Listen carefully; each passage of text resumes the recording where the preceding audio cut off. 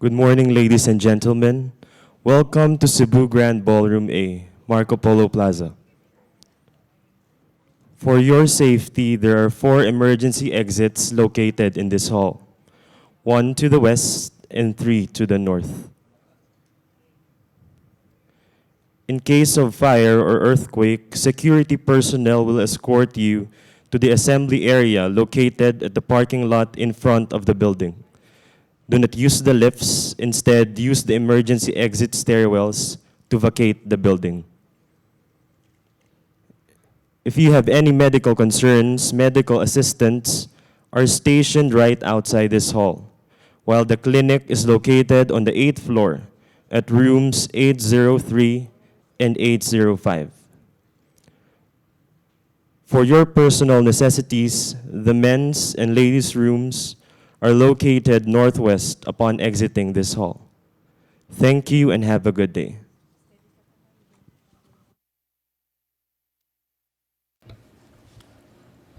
Good morning. For the welcome address, I'd like to introduce you my boss.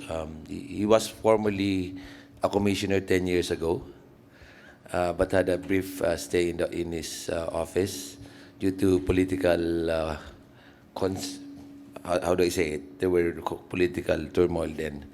Now he's back. He's a businessman. He's one of the uh, leading industry leaders in the logistics industry. And he's back as Commissioner of Customs. May I introduce to you Commissioner Alberto de Lina of the Bureau of Customs Philippines.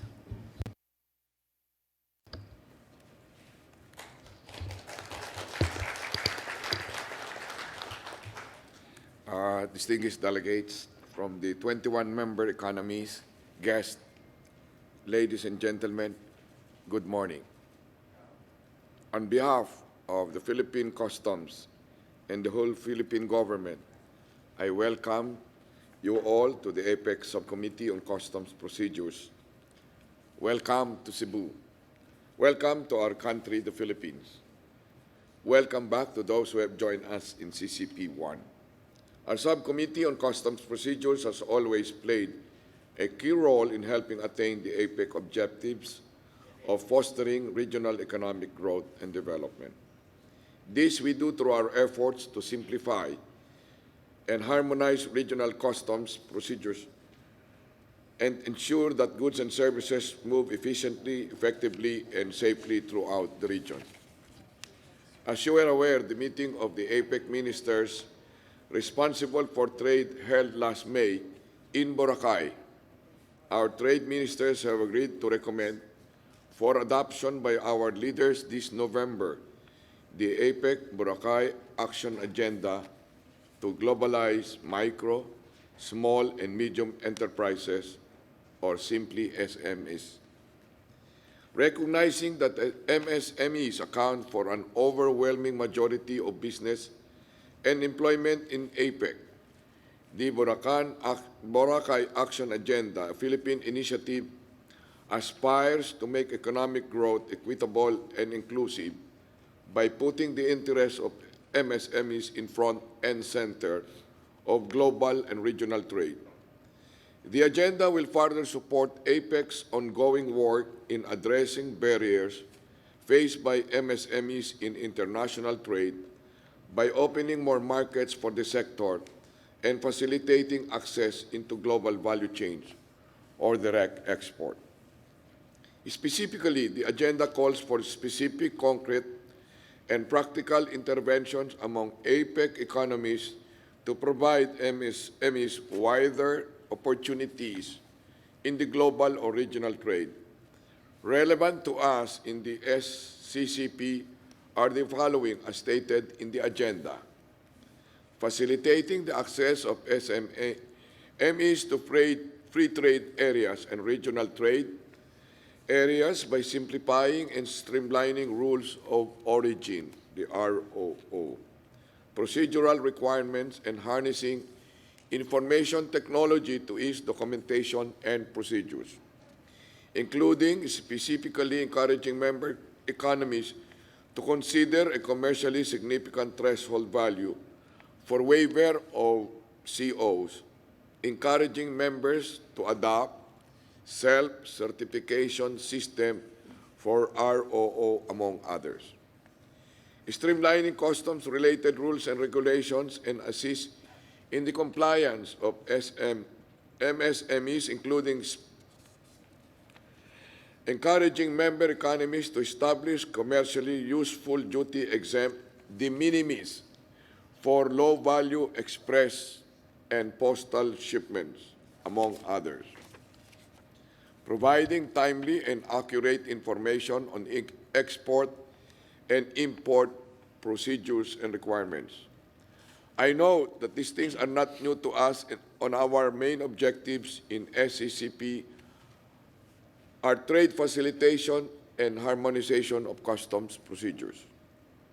However, I encourage and urge you, my colleagues, that in your all discussions in the CCP2 and all future SCCP meetings, you always keep in mind the MSMEs, that in formulating the SCCP policies, action, plans, and work programs, you give special consideration and exert extra effort to include and accommodate MSMEs, so that they too will enjoy our trade facilitation efforts and ultimately reap the benefits of our ever-growing global economy. As I end my brief remark, I wish to thank and congratulate you all in advance for your work here in SCCP2. I would also like to mention and thank the friends of the chair for the support they have given to the Philippines as the 2015 SCCP chair. Thank you, Australia, China, Indonesia, Japan, Mexico, New Zealand, Peru, and the United States. I wish you all a pleasant stay here in Cebu. Thank you, and mabuhay. Thank you, Commissioner. Let me now acknowledge the presence of the 21 member economies. Let me start with Australia. Good morning. Brunei, Canada, Chile, People's Republic of China, Hong Kong, China, Indonesia, Japan,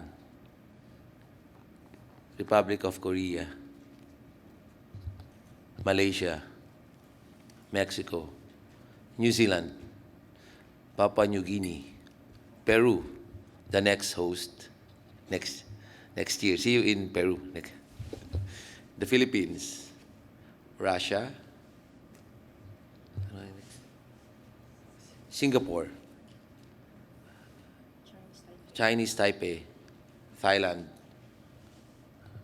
United States, Vietnam, Colombia, as observer, OECD, ABAC, APEC, PSU, JICA, WCO, APEC Secretariat. The next item in the agenda is really the most important one, and it's composed of two parts. The first part is all the head of delegations will go down the stairs and we'll have some picture taking. The second part is that everyone will join the picture taking. So let's all proceed to the stairs and have the photo session. So the first part, it's going to be the head of delegation. Then the second part, everyone will be joining the photo op. Thank you.